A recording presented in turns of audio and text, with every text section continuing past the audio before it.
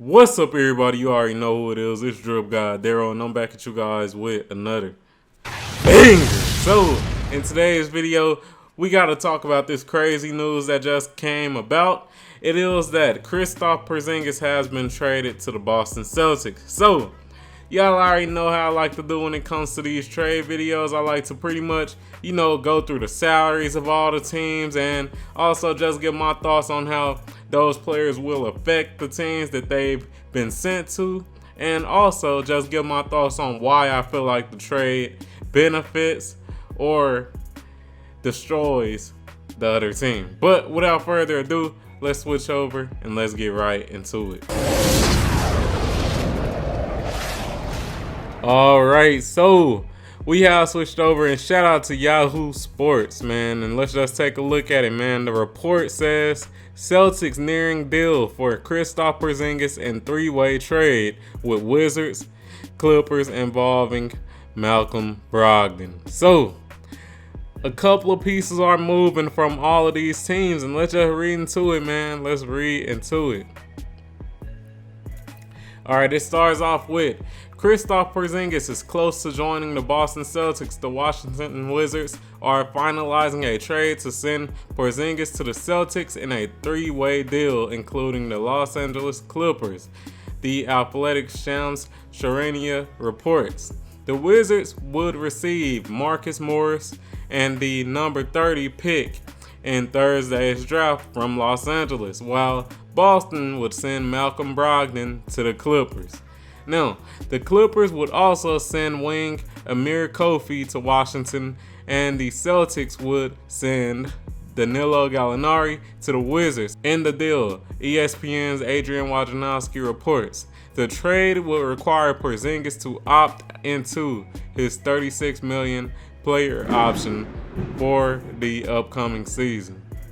Alright, so let's take a look at these different salaries, and sorry if you guys heard that thunder, man. It's pouring down over here. Let me try to make this video quick so that my electricity doesn't blow out, man. But anyways, let's take a look at it, man. Now, first and foremost, I want to start off with the Boston Celtics. So I'll switch over to the Boston Celtics, and as we can see, this is the Boston Celtics salaries. And I'll say this is a tough blow for Boston, losing Malcolm Brogdon. He was pretty good last year. Defensively he played well. But at the same time, Malcolm Brogdon, they have multiple wings that fill that same position. They got Marcus Smart, who does pretty much the same things as Malcolm Brogdon. They got Derek White, another player who does pretty much the same thing as Malcolm Brogdon. So I can see why they made this move. Also, it just feels like, the Boston Celtics, they are going all in. They ended up getting a center and Kristaps Porzingis, who should help them a little bit when it comes to their interior defense. As we know, Kristaps, he is, I believe, 7'2", so definitely tall. And I know that Al Horford, he does similar things when it comes to spacing out the floor, but Kristaps, he has that extra length to really negate people from coming into the rim. So I like this trade for the Boston Celtics. It looks like they are going all in. And another good thing about this is that if we take a look at Kristaps Porzingis' salary, he's only on the books for one more year. So if things don't work out, and if he does accept that qualifying offer for that next year, they only have 1 year with him. So if he is playing like shit or he's getting injured constantly, then after next year, he's off their books. So it's definitely a good thing, especially with, the Boston Celtics having the fourth highest payroll. So, hey, I definitely like this trade, man. You get rid of Malcolm Brogdon, a player who is getting paid a lot of money, but is, pretty much a duplicate of Marcus Smart or Derek White when it comes to the roles. And you get a player with a lot of potential, but also a lot of risk in Kristaps Porzingis because of the injuries that he has had. But I definitely like this trade. They're going all in, man. I like it. I like it a lot. Now, let's talk about the Washington Wizards. So the Washington Wizards, it looks like they got let me pull it back up. They got Danilo Gallinari. They also got Amir Kofi. And what else they get? Marcus Morris and a number 30 pick in Thursday's draft, which is tomorrow. So I'll definitely make a video on that. But anyways, all right, I like them getting a number 30 pick. You got to get something out of that. And let's just take a look at Marcus Morris' contract and also Danilo Gallinari's. We'll start with Danilo Gallinari's. So Danilo Gallinari, he was only on the books for 1 more year. So that's pretty good. After next year, they will be able to, just lose pretty much $7 million off of their books. So that's definitely great. Let's take a look at Marcus Morris. Let's see if he has a expiring contract soon as well. Let's take a look. Marcus Morris, it's the same thing. After next year, he will be off the books as well. So that's definitely good. They are setting themselves up to have a lot of cap space in the 2024-2025 year.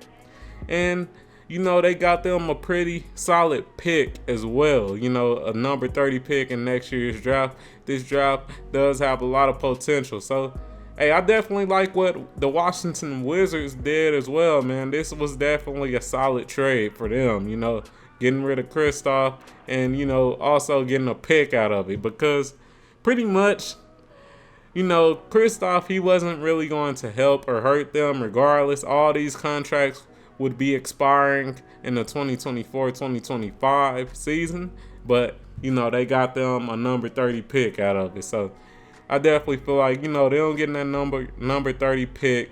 It definitely helps. And then they also get this young player in Amir Kofi, who isn't getting paid too much money, so you don't really have to worry about that. And he has potential as well. So I think that's a dub for the Washington Wizards. Last but not least, let's talk about the Los Angeles Clippers. Now, as we know, since the LA Clippers have been formed, Kawhi Leonard, Paul George have been on this team, the one thing that they've really needed was a point guard, and they get that in Malcolm Brogdon. So I would say it also seems like the LA Clippers are also going all in, similar to the Boston Celtics. They are, attacking those areas that their team is weak in, and that was always the point guard position. So I like that trade for them as well. The only thing that do suck is that they are number 1 when it comes to payroll. So